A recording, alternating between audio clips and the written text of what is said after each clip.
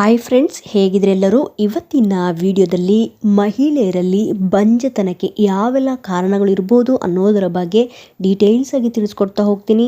So ಹಾಗಾಗಿ ಯಾರೆಲ್ಲ ಇದುವರೆಗೆ ನನ್ನ ಚಾನಲ್ನ ಸಬ್ಸ್ಕ್ರೈಬ್ ಮಾಡಿಲ್ಲ, ಪ್ಲೀಸ್ ಸಬ್ಸ್ಕ್ರೈಬ್ ಮಾಡ್ಕೊಳ್ಳಿ. ಪಕ್ಕದಲ್ಲಿರೋ ಬೆಲ್ಲೈಕನ್ನು ಕೂಡ ಕ್ಲಿಕ್ ಮಾಡಿ. ಇತ್ತೀಚಿನ ದಿನಗಳಲ್ಲಿ ಬದಲಾದ ಜೀವನ ಶೈಲಿಯಿಂದ ಮತ್ತು ಕೆಲವು ಕಾರಣಗಳಿಂದ ಬಂಜೆತನದ ಸಮಸ್ಯೆ ಕೂಡ ಕಾಡ್ತಾ ಇದೆ. ಸೊ ಹಾಗಾಗಿ ಬಂಜೆತನದ ಕಾರಣಗಳನ್ನು ತಿಳ್ಕೊಂಡು ಅದಕ್ಕೆ ಟ್ರೀಟ್ಮೆಂಟನ್ನು ಪಡೆದುಕೊಂಡ ನಂತರ ನಿಮಗೆ ಗರ್ಭಧಾರಣೆಯಾಗಲು ಹೆಲ್ಪ್ ಆಗುತ್ತೆ. ಸಾಮಾನ್ಯವಾಗಿ ಬಂಜೆತನಕ್ಕೆ ಅಂಡೋತ್ಪತ್ತಿಯ ಸಮಸ್ಯೆಗಳಿರ್ಬೋದು, ಅಥವಾ ಗರ್ಭಾಶಯದ ರೋಗಗಳಿರ್ಬೋದು, ಅಥವಾ ಟ್ಯೂಬ್ಗೆ ಸಂಬಂಧಪಟ್ಟ ಸಮಸ್ಯೆಗಳಿಂದ ಬಂಜೆತನ ಕಾಣ್ಬೋದು. ಇದರಲ್ಲಿ ಅಂಡೋತ್ಪತ್ತಿಯ ಸಮಸ್ಯೆಗಳನ್ನು ನೋಡೋದಾದರೆ ಮಹಿಳೆಯರಲ್ಲಿ ಬಂಜೆತನಕ್ಕೆ ಇದು ಪ್ರಮುಖ ಕಾರಣ ಆಗಿರುತ್ತೆ. ಅಂಡೋತ್ಪತ್ತಿ ಅಂದರೆ ಓಲೇಷನ್ ಅಂತೇಳಿ. ಈ ಒಂದು ಸಂದರ್ಭದಲ್ಲಿ ಪ್ರತಿ ತಿಂಗಳು ಹೆಣ್ಣಿಗೆ ಒಂದು ಅಂಡಾಣುವಿಂದ ಬಿಡುಗಡೆಯಾಗಿ ಫಿಲೋಪಿಯನ್ ಟ್ಯೂಬಲ್ಲಿ ಕಾಯ್ತಾ ಇರುತ್ತೆ. ಆ ಒಂದು ಸಂದರ್ಭದಲ್ಲಿ ನೀವೇನಾದರೂ ಪ್ರೆಗ್ನೆನ್ಸಿಗೆ ಪ್ಲ್ಯಾನ್ ಮಾಡಿದರೆ ಈ ಕಡೆಯಿಂದ ಸ್ಪರ್ಮ್ ಟ್ರಾವೆಲ್ ಮಾಡಿ ಬಂದು ನಿಮ್ಮ ಗರ್ಭನಾಳದಲ್ಲಿ ಕಾಯ್ತಿರುವ ಮೊಟ್ಟೆಯೊಂದಿಗೆ ಮಿಲನವಾಗಿ ಫಲೀಕರಣ ಎಂಬ ಪ್ರಕ್ರಿಯೆ ನಡೆಯುತ್ತೆ. ಇದು ನಾರ್ಮಲ್ ಆಗಿ ನಡೆಯುವಂಥದ್ದು. ಆದರೆ ನಿಮ್ಮ ಅಂಡಾಶಯದಲ್ಲಿ ಏನಾದರೂ ಸಮಸ್ಯೆ ಇದ್ದರೆ ಬಂಜೆತನದ ಸಮಸ್ಯೆ ಕೂಡ ಕಾಡುತ್ತೆ. ಅಂದರೆ ಓಲೇಷನ್ ರೆಗ್ಯುಲರ್ ಆಗಿ ಆಗದೇ ಇರ್ಬೋದು, ಇನ್ನು ಕೆಲವರಿಗೆ ಓಲೇಷನೇ ಆಗದೇ ಇರ್ಬೋದು. ಇದರ ಅರ್ಥ ಅಂಡೋತ್ಪತ್ತಿಯಲ್ಲಿ ಕ್ರಮವಿಲ್ಲದಿರುವಂಥದ್ದು ಅಥವಾ ಅಂಡೋತ್ಪತ್ತಿ ಆಗದೇ ಇರುವಂಥದ್ದು. ಈ ರೀತಿ ನಿಮ್ಮ ಅಂಡೋತ್ಪತ್ತಿಯಲ್ಲಿ ಬದಲಾವಣೆಯಾಗಲಿಕ್ಕೆ ತುಂಬ ಕಾರಣಗಳಿರ್ತವೆ. ಫಸ್ಟ್ ಒನ್, ಪ್ರಾಥಮಿಕ ಅಂಡೋತ್ಪತ್ತಿಯ ಅಸಮರ್ಪಕತೆ. ಅದನ್ನು POI ಅಂತಲೂ ಕೂಡ ಹೇಳ್ತೀವಿ. ಅಂದರೆ ಅವಧಿಗೆ ಪೂರ್ವ ಅಂಡೋತ್ಪತ್ತಿಯ ವೈಫಲ್ಯ ಎಂದು ಪರಿಗಣಿಸುವ POI ಅತ್ಯಂತ ಕಡಿಮೆ ಪ್ರಮಾಣದ ಅಂಡಾಣುಗಳು ಇರುವಂಥದ್ದು. ಅಥವಾ ನೀವು ಈ ರೀತಿಯೂ ಅರ್ಥ ಮಾಡ್ಕೋಬೋದು, ಕೆಲ ಪ್ರಕರಣಗಳಲ್ಲಿ 40 ವರ್ಷಕ್ಕಿಂತ ಕಡಿಮೆ ವಯಸ್ಸಿನ ಮಹಿಳೆಯರಲ್ಲಿ ಆಟೋ ಇಮ್ಯೂನ್ ಅಥವಾ ಆನುವಂಶಿಕ ಕಾರಣಗಳಿಂದ ಅಂಡಾಣುಗಳನ್ನು ಉತ್ಪಾದಿಸುವುದು ಕಡಿಮೆ ಮಾಡಬಹುದು. ಇದು ಮಹಿಳೆಯರಲ್ಲಿ ಬಂಜೆತನಕ್ಕೆ ಪ್ರಮುಖ ಕಾರಣ ಆಗಿರುತ್ತೆ. ಸೆಕೆಂಡ್ ಒನ್, ಹಾರ್ಮೋನ್ ಅಸಹಜತೆಗಳು. ಸಾಮಾನ್ಯವಾಗಿ ಅನಿಯಮಿತ ಅಂಡೋತ್ಪತ್ತಿಯ ಪ್ರಮುಖ ಕಾರಣಗಳಲ್ಲಿ ಒಂದಾಗಿರುತ್ತೆ ಹಾರ್ಮೋನುಗಳಲ್ಲಿ ವ್ಯತ್ಯಾಸ ಆಗುವಂಥದ್ದು. ಲೈಕ್ ನಿಮ್ಮ FSH ಹಾರ್ಮೋನ್ ಇರ್ಬೋದು, ಅಥವಾ ಪ್ರೊಲ್ಯಾಕ್ಟಿನ್ ಹಾರ್ಮೋನ್ ಅಥವಾ LH ಹಾರ್ಮೋನ್ಗಳಲ್ಲಿ ಏನಾದರೂ ವ್ಯತ್ಯಾಸ ಕಂಡುಬಂದರೆ ಇದು ನೇರವಾಗಿ ನಿಮ್ಮ ಅಂಡೋತ್ಪತ್ತಿಯ ಮೇಲೆ ಪರಿಣಾಮ ಬೀರುತ್ತೆ. ಸೊ ಹಾಗಾಗಿ ಹಾರ್ಮೋನ್ಸ್ಗಳು ಸರಿಯಾಗಿ ಕೆಲಸ ಮಾಡಿದರೆ ಮಾತ್ರ ನಿಮಗೆ ಗರ್ಭಧಾರಣೆಯಾಗಲು ಹೆಲ್ಪ್ ಆಗುತ್ತೆ. ಅವುಗಳಲ್ಲಿ ಏನಾದರೂ ವೇರಿಯೇಷನ್ ಆದರೂ ಕೂಡ ಅವು ನೇರವಾಗಿ ನಿಮ್ಮ ಅಂಡೋತ್ಪತ್ತಿಯ ಮೇಲೆ ಪರಿಣಾಮ ಬೀರಿ ಗರ್ಭಧಾರಣೆಯಾಗಲು ಕಷ್ಟ ಆಗುತ್ತೆ. ಇದರಿಂದ ಬಂಜೆತನದ ಸಮಸ್ಯೆ ಕೂಡ ಕಾಡುತ್ತೆ. ಮತ್ತು ಈ ಒಂದು ಹಾರ್ಮೋನ್ಸ್ಗಳಲ್ಲಿ ವ್ಯತ್ಯಾಸ ಕಂಡು ಬಂದಾಗ ಕೆಲವು ಸಮಸ್ಯೆಗಳು ಉಂಟಾಗುತ್ತೆ. ಅದರಲ್ಲಿ PCOD ಅಥವಾ PCOSನಂಥ ಸಮಸ್ಯೆಗಳಿರ್ತವೆ. ಅವು ಸಾಮಾನ್ಯವಾಗಿ ಇತ್ತೀಚಿನ ದಿನಗಳಲ್ಲಿ ಮಹಿಳೆಯರಲ್ಲಿ ಜಾಸ್ತಿಯಾಗಿ ಕಂಡುಬರುವಂಥದ್ದು. ಇದು ಮಹಿಳೆಯರಲ್ಲಿ ಬಂಜೆತನವನ್ನು ಉಂಟು ಮಾಡುವ ಒಂದು ಪ್ರಮುಖ ಕಾರಣ ಆಗಿರುತ್ತೆ. ಈ ಒಂದು PCOD PCOS ಇರುವುದರಿಂದ ಅಂಡೋತ್ಪತ್ತಿಯಲ್ಲಿ ಸಮಸ್ಯೆಗಳನ್ನು ಉಂಟು ಮಾಡುತ್ತೆ. ಮತ್ತು ಕೆಲವರಿಗೆ ಪೀರಿಯಡ್ ಇರ್ರೆಗ್ಯುಲರ್ ಆಗ್ಬೋದು. ಟೆಸ್ಟೋಸ್ಟೆರೋನ್ ಹಾರ್ಮೋನು ಜಾಸ್ತಿ ಉತ್ಪಾದನೆಯಾಗುವಂಥದ್ದು. ಮತ್ತು ನಿಮ್ಮ ಹಾರ್ಮೋನ್ಸ್ಗಳಲ್ಲಿ ಅಸಹಜತೆಗಳು ಆಗ್ಬೋದು. ಓಲೇಷನ್ ಅಂದರೆ ನಿಮಗೆ ಓಲೇಷನ್ ಅಂಡೋತ್ಪತ್ತಿನೇ ಆಗದೇ ಇರುವಂಥದ್ದು. ಇನ್ಸುಲಿನ್ ನಿರೋಧಕತೆಗಳು PCOSಗೆ ಸಂಬಂಧಿಸಿವೆ. ಜಾಸ್ತಿ ಪ್ರಮಾಣದಲ್ಲಿ ಪ್ರೊಲ್ಯಾಕ್ಟಿನ್ ಪ್ರೊಡ್ಯೂಸ್ ಆಗ್ತಾ ಇದ್ದರೆ, ಅದರ ಮಟ್ಟ ಜಾಸ್ತಿ ಇದ್ರೂ ಕೂಡ ಬಂಜೆತನದ ಸಮಸ್ಯೆ ಕೂಡ ಕಾಡ್ಬೋದು. ಇದನ್ನು ಹೈಪರ್ ಪ್ರೊಲ್ಯಾಕ್ಟಿನಿಮಿಯಾ ಅಂತ ಹೇಳ್ತೀವಿ. ಕೆಲವು ಸಂದರ್ಭಗಳಲ್ಲಿ ಪಿಟ್ಯೂಟರಿ ಗ್ರಂಥಿಯ ಅಸಮರ್ಪಕ ಕಾರ್ಯವು ಹೆಚ್ಚಿನ ಪ್ರೊಲ್ಯಾಕ್ಟಿನ್ ಹಾರ್ಮೋನ್ನ ಉತ್ಪಾದನೆಗೆ ಕಾರಣವಾಗುತ್ತೆ.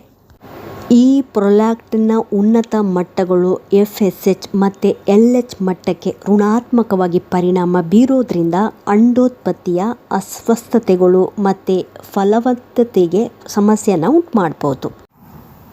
ನೆಕ್ಸ್ಟ್ ಒನ್, ನಿಮ್ಮ ಥೈರಾಯ್ಡ್ ಹಾರ್ಮೋನ್ಸ್ಗಳಲ್ಲಿ ಏನಾದರೂ ವ್ಯತ್ಯಾಸಗಳು ಕಂಡುಬಂದರೆ ಇವು ನೇರವಾಗಿ ನಿಮ್ಮ ಅಂಡೋತ್ಪತ್ತಿಯ ಮೇಲೆ ಪರಿಣಾಮ ಬೀರಿ ನಿಮಗೆ ಗರ್ಭಧಾರಣೆಯಾಗಲು ಕಷ್ಟ ಆಗಿ ಬಂಜೆತನದ ಎಂಬ ಸಮಸ್ಯೆ ಕೂಡ ಕಾಡ್ಬೋದು. ನೆಕ್ಸ್ಟ್, ಏಜ್ ಇರ್ಬೋದು. ವಯಸ್ಸಾಗ್ತಾ ಹೋದಂಗೆ ಅಂದರೆ ಮಹಿಳೆಯರಲ್ಲಿ ಮೋರ್ ದ್ಯಾನ್ 35 ಇಯರ್ಸ್ ಆಗ್ತಾ ಹೋದಂಗೆ ಅವರಲ್ಲಿ ಅಂಡಾಶಯದಲ್ಲಿರುವಂತಹ ಮೊಟ್ಟೆಗಳ ಕ್ವಾಲಿಟಿ ಇರ್ಬೋದು, ಕ್ವಾಂಟಿಟಿ ಕೂಡ ಕಡಿಮೆ ಆಗ್ತಾ ಹೋಗೋದ್ರಿಂದ ಗರ್ಭಧಾರಣೆಯಾಗಲು ಕಷ್ಟ ಆಗ್ಬೋದು. ಸೊ ಹಾಗಾಗಿ ಮಹಿಳೆಯರಲ್ಲಿ ವಯಸ್ಸಾಗ್ತಾ ಹೋದಂಗೆ ಅನೇಕ ಸಮಸ್ಯೆಗಳು ಕಾಡ್ತವೆ, ಹಾಗೆ ಪುರುಷರಲ್ಲೂ ಕೂಡ. ಸೊ ಹಾಗಾಗಿ ನೀವೇನಾದರೂ ಪ್ರೆಗ್ನೆನ್ಸಿಗೆ ಪ್ಲ್ಯಾನ್ ಮಾಡಬೇಕು ಅಂತ ಹೇಳಿದರೆ 35 ಇಯರ್ಸ್ನ ಒಳಗೆ ಪ್ಲ್ಯಾನ್ ಮಾಡಿದರೆ ತುಂಬಾ ಒಳ್ಳೆಯದು. ನೆಕ್ಸ್ಟ್ ಒಂದು ಹೆಲ್ತಿ ಗರ್ಭಧಾರಣೆಯಾಗಬೇಕಾದ್ರೆ ನಿಮ್ಮ ಅಂಡಾಶಯದಲ್ಲಿರುವಂತಹ ಮೊಟ್ಟೆಗಳ ಕ್ವಾಲಿಟಿ ಮತ್ತು ಕ್ವಾಂಟಿಟಿನೂ ಕೂಡ ತುಂಬಾ ಇಂಪಾರ್ಟೆಂಟ್ ಆಗಿರುತ್ತೆ. ಒಂದು ವೇಳೆ ಆ ಒಂದು ಮೊಟ್ಟೆಗಳ ಕ್ವಾಲಿಟಿ ಮತ್ತು ಕ್ವಾಂಟಿಟಿ ಕಡಿಮೆ ಇದ್ರೂ ಕೂಡ ಬಂಜೆತನದ ಸಮಸ್ಯೆ ಕೂಡ ಕಾಡ್ಬೋದು. ಸಾಮಾನ್ಯವಾಗಿ ಮಹಿಳೆಯು ನಿರ್ದಿಷ್ಟ ಸಂಖ್ಯೆಯ ಅಂಡಾಣುಗಳೊಂದಿಗೆ ಜನಿಸಿರ್ತಾರೆ. ಸೊ ವಯಸ್ಸಾಗ್ತಾ ಹೋದಂಗೆ ಅಥವಾ ಕೆಲವು ಕಾರಣಗಳಿಂದ ಈ ಮೊಟ್ಟೆಗಳ ಗುಣಮಟ್ಟ ಇರ್ಬೋದು ಅಥವಾ ಕ್ವಾಂಟಿಟಿನೂ ಕೂಡ ಕಡಿಮೆ ಆಗ್ತಾ ಹೋಗುತ್ತೆ. ನೀವೇನಾದರೂ ಜಾಸ್ತಿ ಏಜ್ ಆದಮೇಲೆ ಏನಾದರೂ ಮಗು ಮಾಡಿಕೊಂಡ್ರೆ ಈ ಮೊಟ್ಟೆಗಳ ಕ್ವಾಲಿಟಿ ಕಡಿಮೆಯಾಗಿ ಮಗುವಿನಲ್ಲಿ ಜನ್ಮಜಾತ ದೋಷಗಳು ಕಂಡುಬರ್ತವೆ ಮತ್ತು ಪದೇ ಪದೇ ಮಿಸ್ಕ್ಯಾರೇಜ್ ಅಂದರೆ ಅಬಾರ್ಷನ್ ಆಗುವಂಥ ಸಾಧ್ಯತೆಗಳು ಜಾಸ್ತಿ ಇರುವಂಥದ್ದು. ಇವಿಷ್ಟು ಅಂಡಾಶಯಕ್ಕೆ ಸಂಬಂಧಪಟ್ಟ ಸಮಸ್ಯೆಗಳಾಗಿರ್ತವೆ. ಇವಾಗ ಗರ್ಭಾಶಯಕ್ಕೆ ಸಂಬಂಧಪಟ್ಟ ಸಮಸ್ಯೆಗಳಾವು ಅಂತ ಹೇಳಿದರೆ, ಸಾಮಾನ್ಯವಾಗಿ ಒಂದು ಹೆಲ್ತಿ ಪ್ರೆಗ್ನೆನ್ಸಿ ಕೊನೆಯವರೆಗೂ ಕಂಟಿನ್ಯೂ ಆಗಬೇಕಂತ ಹೇಳಿದರೆ ನಿಮ್ಮ ಗರ್ಭಾಶಯವು ಕೂಡ ಆರೋಗ್ಯವಾಗಿರಬೇಕಾಗತ್ತೆ. ಯಾಕಂತ ಹೇಳಿದರೆ ನಿಮ್ಮ ಗರ್ಭನಾಳದಲ್ಲಿ ಫಲೀಕರಣವಾದ ಭ್ರೂಣ ನಿಧಾನವಾಗಿ ಟ್ರಾವೆಲ್ ಮಾಡಿ ಬಂದು ನಿಮ್ಮ ಗರ್ಭಕೋಶದ ಒಳಪದರಕ್ಕೆ ಅಂಟ್ಕೊಂಡು ಅಲ್ಲೇ 9 ತಿಂಗಳುಗಳ ತನಕ ಬೆಳೆಯುವಂಥದ್ದು. ಸೊ ಹಾಗಾಗಿ ಆ ಒಂದು ಭ್ರೂಣ ಬಂದು ನಿಮ್ಮ ಗರ್ಭಕೋಶದ ಒಳಪದರಕ್ಕೆ ಬಂದು ಅಂಟ್ಕೊಂಡು ಬೆಳಿಲಿಕ್ಕೆ ಮತ್ತು 9 ತಿಂಗಳುಗಳ ತನಕ ಯಾವುದೇ ರೀತಿಯ ಸಮಸ್ಯೆ ಉಂಟಾಗದೆ ಆ ಒಂದು ಪ್ರೆಗ್ನೆನ್ಸಿಯನ್ನು ಕಂಟಿನ್ಯೂ ಮಾಡಲಿಕ್ಕೆ ನಿಮ್ಮ ಗರ್ಭಕೋಶದ ಆರೋಗ್ಯವು ಕೂಡ ತುಂಬಾ ಇಂಪಾರ್ಟೆಂಟ್ ಆಗಿರುತ್ತೆ. ಆದರೆ ಕೆಲವು ಗರ್ಭಕೋಶದ ಸಮಸ್ಯೆಗಳು ಉಂಟಾಗೋದ್ರಿಂದ ಅದರಿಂದ ಅವರಿಗೆ ಕನ್ಸೀವ್ ಆಗಲಿಕ್ಕೂ ಕಷ್ಟ ಆಗ್ಬೋದು, ಅಥವಾ ಕೆಲವರಿಗೆ ಬಂಜೆತನದ ಸಮಸ್ಯೆ ಕೂಡ ಕಾಡ್ಬೋದು.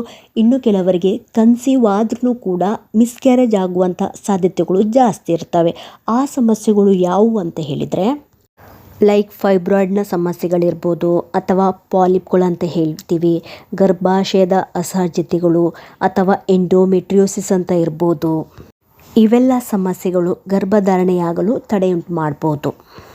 ಇವಾಗ ಫೈಬ್ರಾಯ್ಡ್ಸ್ಗಳು ಏನಂತ ರಫಾಗಿ ತಿಳ್ಕೊಳ್ಳೋದಾದರೆ, ಫೈಬ್ರಾಯ್ಡ್ಗಳು ಗರ್ಭಾಶಯದ ಸ್ನಾಯುವಿನ ಕ್ಯಾನ್ಸರ್ವಲ್ಲದ ಬೆಳವಣಿಗೆಗಳಾಗಿವೆ, ಅಥವಾ ನೀವು ಈ ರೀತಿಯೂ ಅರ್ಥ ಮಾಡ್ಕೋಬೋದು, ಕ್ಯಾನ್ಸರ್ವಲ್ಲದ ಗಡ್ಡೆಗಳು. ಇವುಗಳ ಗಾತ್ರ ಚಿಕ್ಕದು ಇರ್ಬೋದು ಅಥವಾ ದೊಡ್ಡದಿರ್ಬೋದು. ಕೆಲವರಲ್ಲಿ ಒಂದೇ ಫೈಬ್ರಾಯ್ಡ್ ಗೆಡ್ಡೆ ದೊಡ್ಡದಿರ್ಬೋದು, ಇನ್ನು ಕೆಲವರಲ್ಲಿ ಚಿಕ್ಕ ಫೈಬ್ರಾಯ್ಡ್ ಗೆಡ್ಡೆಗಳಿರ್ಬೋದು. ಈ ರೀತಿ ಫೈಬ್ರಾಯ್ಡ್ ಗೆಡ್ಡೆಗಳು ನಿಮ್ಮ ಗರ್ಭಾಶಯದ ಒಳಗಡೆ ಇರೋದ್ರಿಂದ ಭ್ರೂಣ ಬಂದು ನಿಮ್ಮ ಗರ್ಭಾಶಯದ ಒಳಪದರಕ್ಕೆ ಬಂದು ಅಂಟ್ಕೊಳ್ಳೋಕ್ಕೆ ಅಡ್ಡಿಯಾಗುತ್ತೆ. ಈ ಒಂದು ಫೈಬ್ರಾಯ್ಡ್ ಗೆಡ್ಡೆಗಳು ಸ್ಪರ್ಮ್ ಬಂದು ಎಗ್ಗಿನೊಂದಿಗೆ ಮಿಲನವಾಗುವುದನ್ನು ಕೂಡ ತಡೆ ಹಿಡಿಯುತ್ತೆ. ನೆಕ್ಸ್ಟ್ ಗರ್ಭಾಶಯದ ಅಸಹಜತೆಯಿಂದನೂ ಕೂಡ ಮಹಿಳೆಯರಲ್ಲಿ ಬಂಜೆತನದ ಸಮಸ್ಯೆ ಕೂಡ ಕಾಡ್ಬೋದು. ಇದರಲ್ಲಿ ಏನಾಗುತ್ತೆ ಅಂತ ಹೇಳಿದರೆ, ಕೆಲವು ಮಹಿಳೆಯರಲ್ಲಿ ಹುಟ್ಟುವಾಗಲೇ ಅವರ ಗರ್ಭಾಶಯದ ಆಕಾರ ಯಾವ ರೀತಿ ಇರಬೇಕು ಆ ರೀತಿ ಇರೋದಿಲ್ಲ, ಈ ಶೇಪಲ್ಲೇ ಇರಬೇಕು ಅಂತ ಇರುತ್ತೆ. ಆ ಶೇಪಲ್ಲಿ ಅವರ ಒಂದು ಗರ್ಭಕೋಶ ಇಲ್ಲದೆ ಇರೋದ್ರಿಂದ ಗರ್ಭ ಧರಿಸುವುದರಲ್ಲಿ ಅವರಿಗೆ ಸಮಸ್ಯೆ ಉಂಟಾಗ್ಬೋದು, ಅಥವಾ ಅವರಿಗೆ ಪದೇ ಪದೇ ಗರ್ಭಪಾತನೂ ಕೂಡ ಆಗ್ಬೋದು. ನೆಕ್ಸ್ಟ್ ಎಂಡೋಮೆಟ್ರಿಯೋಸಿಸ್ನಂಥ ಸಮಸ್ಯೆಗಳಿರೋದ್ರಿಂದ ಬಂಜೆತನದ ಸಮಸ್ಯೆ ಕೂಡ ಕಾಡ್ಬೋದು.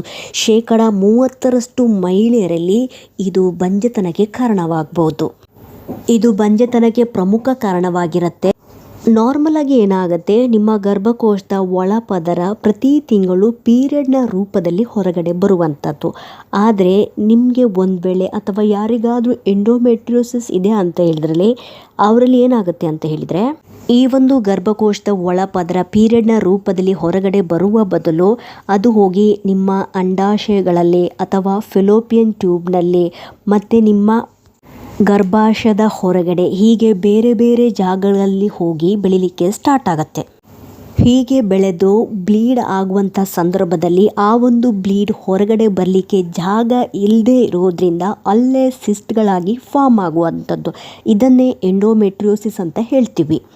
ಈ ಒಂದು ಸಿಸ್ಟ್ನ ಒಳಗಡೆ ಕಲೆಕ್ಟ್ ಆಗಿರುವಂತಹ ಬ್ಲಡ್ ಚಾಕ್ಲೇಟ್ ಥರ ಇರೋದ್ರಿಂದ, ಚಾಕ್ಲೇಟ್ ಸಿರಪ್ ಥರ ಇರೋದ್ರಿಂದ ಅದನ್ನು ಚಾಕ್ಲೇಟ್ ಸಿಸ್ಟ್ಗಳಂತೂ ಕೂಡ ಕರಿತೀವಿ. ಈ ರೀತಿಯ ಸಮಸ್ಯೆ ಒಂದು ವೇಳೆ ಇದ್ದಲ್ಲಿ ಅಂಥವರಲ್ಲಿ ಪೀರಿಯಡ್ ಸಮಯದಲ್ಲಿ ವಿಪರೀತ ನೋವು ಕಾಣಿಸ್ಕೊಳ್ಳುತ್ತೆ, ಅಥವಾ ಲೈಂಗಿಕ ಕ್ರಿಯೆ ಮಾಡುವಂಥ ಸಂದರ್ಭದಲ್ಲೂ ಕೂಡ ನೋವು ಕಾಣಿಸ್ಕೊಳ್ಬೋದು. ಮತ್ತು ಕೆಲವರಿಗೆ ಇರ್ರೆಗ್ಯುಲರ್ ಪೀರಿಯಡ್ ಕೂಡ ಕಾಣಿಸ್ಕೊಳ್ಳುತ್ತೆ, ವಿಪರೀತ ಸೊಂಟ ನೋವು ಕೂಡ ಕಾಣಿಸ್ಕೊಳ್ಬೋದು. ಈ ರೀತಿಯ ಸಮಸ್ಯೆ ಇರೋದ್ರಿಂದ ಗರ್ಭಧಾರಣೆಯಾಗಲಿಕ್ಕೂ ಕೂಡ ಕಷ್ಟ ಆಗ್ಬೋದು. ಇದಕ್ಕೆ ಅಗತ್ಯವಾಗಿ ಟ್ರೀಟ್ಮೆಂಟನ್ನು ಪಡೆದುಕೊಳ್ಳಲೇಬೇಕು. Next one PID, pelvic inflammatory disease, pelvic ಉರಿಯೂತದ ಕಾಯಿಲೆಯಾಗಿರುತ್ತೆ. ಇದು ಸಾಮಾನ್ಯವಾಗಿ ಲೈಂಗಿಕವಾಗಿ ಹರಡುವಂತಹ ಸೋಂಕಾಗಿದೆ. ಪೆಲ್ವಿಕ್ ಉರಿಯೂತದ ಕಾಯಿಲೆಯು ಮಹಿಳೆಯರಲ್ಲಿ ಬಂಜೆತನದ ಮುಖ್ಯ ಕಾರಣಗಳಲ್ಲಿ ಒಂದಾಗಿದೆ. ಸ್ತ್ರೀ ಸಂತಾನೋತ್ಪತ್ತಿ ಅಂಗಗಳು ಲೈಂಗಿಕವಾಗಿ ಹರಡುವ ಬ್ಯಾಕ್ಟೀರಿಯಾದಿಂದ ಸೋಂಕಿಗೆ ಒಳಗಾಗ್ತವೆ. ಈ ಒಂದು ಸೋಂಕು ಅಥವಾ ಇನ್ಫೆಕ್ಷನ್ ನಿಮ್ಮ ಯೋನಿಯಿಂದ ಗರ್ಭಾಶಯ, ಫೆಲೋಪಿಯನ್ ಟ್ಯೂಬ್ಗಳು ಮತ್ತು ಅಂಡಾಶಯಕ್ಕೂ ಕೂಡ ಹರಡುತ್ತೆ. ಇದಕ್ಕೆ ನೀವು ಟ್ರೀಟ್ಮೆಂಟನ್ನು ಪಡೆದುಕೊಳ್ಳದೆ ನಿರ್ಲಕ್ಷ್ಯ ಮಾಡ್ತಾ ಹೋದರೆ ಮುಂದೊಂದು ದಿನ ನಿಮಗೆ ಎಕ್ಟೋಪಿಕ್ ಪ್ರೆಗ್ನೆನ್ಸಿ ಅಥವಾ ಅಪಸ್ಥಾನೀಯ ಗರ್ಭಧಾರಣೆಗೂ ಕೂಡ ಕಾರಣ ಆಗ್ಬೋದು, ಅಥವಾ ಬಂಜೆತನಕ್ಕೂ ಕೂಡ ಇದು ಕಾರಣ ಆಗ್ಬೋದು. ನೆಕ್ಸ್ಟ್ ಇನ್ಯಾವ ಕಾರಣ ಇರ್ಬೋದು ಸ್ತ್ರೀಯರಲ್ಲಿ ಬಂಜೆತನದ ಸಮಸ್ಯೆ ಕಾಣಲಿಕ್ಕೆ ಅಂತ ಹೇಳಿದರೆ, ಟ್ಯೂಬ್ಗೆ ಸಂಬಂಧಿಸಿದ ಬಂಜೆತನ ಇರ್ಬೋದು. ಅಂದರೆ ನಿಮ್ಮ ಫೆಲೋಪಿಯನ್ ಟ್ಯೂಬ್, ಗರ್ಭನಾಳಕ್ಕೆ ಸಂಬಂಧಪಟ್ಟ ಏನಾದರೂ ಸಮಸ್ಯೆ ಇದ್ದರೂ ಕೂಡ ನಿಮ್ಮಲ್ಲಿ ಬಂಜೆತನದ ಸಮಸ್ಯೆ ಕೂಡ ಕಾಡ್ಬೋದು. ಸೊ ಹಾಗಾಗಿ ನಿಮ್ಮ ಗರ್ಭನಾಳದಲ್ಲಿ ಏನಾದರೂ ಸಮಸ್ಯೆ ಇದ್ದರೆ ಸ್ಪರ್ಮ್ ಬಂದು ಎಗ್ಗಿನೊಂದಿಗೆ ಮೀಟ್ ಆಗಿ ಫಲೀಕರಣ ಎಂಬ ಪ್ರಕ್ರಿಯೆ ನಡೆಯುವುದಿಲ್ಲ. ಒಂದು ವೇಳೆ ಆ ಒಂದು ಫಲೀಕರಣ ಎಂಬ ಪ್ರಕ್ರಿಯೆ ನಡೆದ್ರೂ ಕೂಡ ಆ ಒಂದು ಭ್ರೂಣ ಬಂದು ನಿಮ್ಮ ಗರ್ಭಕೋಶದ ಒಳಪದರಕ್ಕೆ ಬಂದು ಅಂಟ್ಕೊಳ್ಳೋಕ್ಕೆ ಸಾಧ್ಯ ಇಲ್ಲ. ಅದ್ರ ಬದಲಿಗೆ ಆ ಒಂದು ಗರ್ಭನಾಳದಲ್ಲೇ ಉಳಿದುಕೊಂಡು ಬೆಳೀಲಿಕ್ಕೆ ಸ್ಟಾರ್ಟ್ ಆಗುತ್ತೆ. ಅದನ್ನೇ ಎಕ್ಟೋಪಿಕ್ ಪ್ರೆಗ್ನೆನ್ಸಿ ಅಂತ ಹೇಳ್ತೀವಿ. ಎಕ್ಟೋಪಿಕ್ ಪ್ರೆಗ್ನೆನ್ಸಿಯ ಬಗ್ಗೆ ಹಿಂದಿನ ವಿಡಿಯೋದಲ್ಲಿ ಡೀಟೇಲ್ಸ್ ಆಗಿ ತಿಳಿಸ್ಕೊಟ್ಟಿದ್ದೀನಿ. ಅದರ ಲಿಂಕನ್ನು ನಾನು ಡಿಸ್ಕ್ರಿಪ್ಷನ್ ಬಾಕ್ಸಲ್ಲಿ ಹಾಕಿರ್ತೀನಿ, ಪ್ಲೀಸ್ ಚೆಕ್ ಮಾಡ್ಕೊಳ್ಳಿ. ಟ್ಯೂಬ್ಗಳು ಸಮಸ್ಯೆ ಆಗಲಿಕ್ಕೆ ಅಥವಾ ಡ್ಯಾಮೇಜ್ ಆಗಲಿಕ್ಕೆ ಕೆಲವು ಕಾರಣಗಳಿರ್ಬೋದು. ಕ್ಲೆಮೇಡಿಯಾ ಮತ್ತು ಗೊನೋರಿಯಾದಂತಹ ಲೈಂಗಿಕವಾಗಿ ಹರಡುವಂತಹ ಸೋಂಕುಗಳಿರ್ಬೋದು, ಅಥವಾ ಮುಂಚೆ ಏನಾದರೂ ನಿಮಗೆ ಟ್ಯೂಬ್ಗೆ ಸಂಬಂಧಪಟ್ಟ ಏನಾದರೂ ಸರ್ಜರಿಗಳಾದರೆ, ದೀರ್ಘಕಾಲದ PID ಅಂದರೆ ಪೆಲ್ವಿಕ್ ಇನ್ಫ್ಲಮೇಟರಿ ಡಿಸೀಸ್ ಇರ್ಬೋದು, ಅಥವಾ ಎಂಡೋಮೆಟ್ರಿಯೋಸಿಸ್ನಂಥ ಸಮಸ್ಯೆಗಳಿರ್ಬೋದು, ಅಥವಾ ಫೈಬ್ರಾಯ್ಡ್ಗಳು, ಪಾಲಿಪ್ಗಳು, ಇವುಗಳು ನಿಮ್ಮ ಟ್ಯೂಬ್ಸ್ಗಳನ್ನು ಹಾನಿಗೊಳಿಸ್ಬೋದು. ಈ ರೀತಿಯ ಟ್ಯೂಬ್ಗೆ ಸಂಬಂಧಪಟ್ಟ ಏನಾದರೂ ಸಮಸ್ಯೆಗಳಿಂದ ನೀವು ಬಳಲ್ತಿದ್ರೆ ನಿಮಗೆ ಕನ್ಸೀವ್ ಆಗಲಿಕ್ಕೂ ಕಷ್ಟ ಆಗ್ಬೋದು, ಅಥವಾ ಕೆಲವರಲ್ಲಿ ಬಂಜೆತನಕ್ಕೂ ಕೂಡ ಇದು ಕಾರಣ ಆಗ್ಬೋದು. ನೆಕ್ಸ್ಟ್ ಒನ್ ಅತಿಯಾದ ಧೂಮಪಾನ ಮತ್ತು ಮದ್ಯಪಾನ ಇರ್ಬೋದು. ಇದು ಪುರುಷರಲ್ಲೂ ಅಥವಾ ಮಹಿಳೆಯರಲ್ಲೂ ಕೂಡ ಬಂಜೆತನಕ್ಕೆ ಕಾರಣವಾಗಿರುತ್ತೆ. ನೆಕ್ಸ್ಟ್ ಒನ್ ಬೊಜ್ಜು. ಅತಿಯಾದ ತೂಕ ಹೊಂದಿರುವುದರಿಂದ ನಿಮಗೆ ಕನ್ಸೀವ್ ಆಗಲಿಕ್ಕೂ ಕೂಡ ಕಷ್ಟ ಆಗ್ಬೋದು. ಇದು ನಿಮ್ಮ ಗರ್ಭಧಾರಣೆಯ ಮೇಲೆ ನೇರ ಪರಿಣಾಮ ಬೀರುವಂತಹ ಸಾಧ್ಯತೆಗಳಿರ್ತವೆ. ನೆಕ್ಸ್ಟ್ ಒನ್, ನೀವು ಹೆಲ್ತಿ ಫುಡ್ಡನ್ನು ಸೇವಿಸದೇ ಇರುವಂಥದ್ದು. ನಿಮ್ಮ ಫುಡ್ಗಳಲ್ಲಿ ವಿಟಮಿನ್ಗಳ ಕೊರತೆ ಇರ್ಬೋದು, ಅಥವಾ ಅಸಮತೋಲನ ಆಹಾರದಿಂದ ಗರ್ಭಧಾರಣೆಯಾಗಲು ಕಷ್ಟ ಆಗ್ಬೋದು. ಕೊನೆಯದಾಗಿ ಸ್ಟ್ರೆಸ್. ಅತಿಯಾದ ಒತ್ತಡವು ನಿಮ್ಮ ಅಂಡೋತ್ಪತ್ತಿಯ ಮೇಲೆ ನೇರ ಪರಿಣಾಮ ಬೀರುವಂಥದ್ದು. ಈ ರೀತಿ ಪರಿಣಾಮ ಬೀರೋದ್ರಿಂದನೂ ಕೂಡ ನಿಮಗೆ ಗರ್ಭಧಾರಣೆಯಾಗಲಿಕ್ಕೂ ಕಷ್ಟ ಆಗ್ಬೋದು. ಸೊ ಹಾಗಾಗಿ ಇವತ್ತಿನ ವಿಡಿಯೋದಲ್ಲಿ ಮಹಿಳೆಯರಲ್ಲಿ ಬಂಜೆತನಕ್ಕೆ ಯಾವೆಲ್ಲ ಕಾರಣಗಳಿರ್ತವೆ ಅನ್ನೋದರ ಬಗ್ಗೆ ಡೀಟೇಲ್ಸಾಗಿ ತಿಳಿಸ್ಕೊಟ್ಟಿದ್ದೀನಿ. ಹೀಗೆ ಅನೇಕ ಕಾರಣಗಳು ಇರ್ಬೋದು. ಯಾವ ಕಾರಣಗಳಿದ್ರೂ ಕೂಡ ಅದ್ರ ಬಗ್ಗೆ ನೀವು ಹೆದರ್ಕೊಳ್ಳೋ ಅಗತ್ಯ ಇಲ್ಲ. ನಿಮಗೆ ಯಾವುದೇ ರೀತಿಯ ಸಮಸ್ಯೆಗಳಿದ್ರೂ, ಅಥವಾ ಎಷ್ಟೇ ಪ್ರಯತ್ನ ಪಟ್ಟರು ನೀವು ಕನ್ಸೀವ್ ಆಗ್ತಾ ಇಲ್ಲ ಅಂತ ಹೇಳಿದರೆ, ಅಥವಾ ಕೆಲವೊಂದು ಲಕ್ಷಣಗಳು ಒಂದು ವೇಳೆ ಕಂಡು ಬಂದ್ರೂ ಕೂಡ ಒಮ್ಮೆ ಡಾಕ್ಟ್ರನ್ನ ಕನ್ಸಲ್ಟ್ ಮಾಡಿ ವಿಚಾರಿಸೋದು ಒಳ್ಳೆಯದು. ಅವರು ನಿಮಗೆ ಟೆಸ್ಟ್ ಮಾಡಿ ಟ್ರೀಟ್ಮೆಂಟನ್ನು ಪಡೆದುಕೊಂಡ ನಂತರ ಗರ್ಭಧಾರಣೆಯಾಗಲು ಹೆಲ್ಪ್ ಆಗುತ್ತೆ. ಸೊ ಹಾಗಾಗಿ ಈ ಒಂದು ಇನ್ಫಾರ್ಮೇಷನ್ ನಿಮಗೆ ಇನ್ಫಾರ್ಮೇಟಿವ್ ಅನಿಸಿದ್ದಲ್ಲಿ ಪ್ಲೀಸ್ ಸಬ್ಸ್ಕ್ರೈಬ್ ಮಾಡೋದನ್ನ ಮರಿಬೇಡಿ. ಸಿಗ್ತೀನಿ ಮುಂದಿನ ವಿಡಿಯೋದಲ್ಲಿ. Thank you so much friends.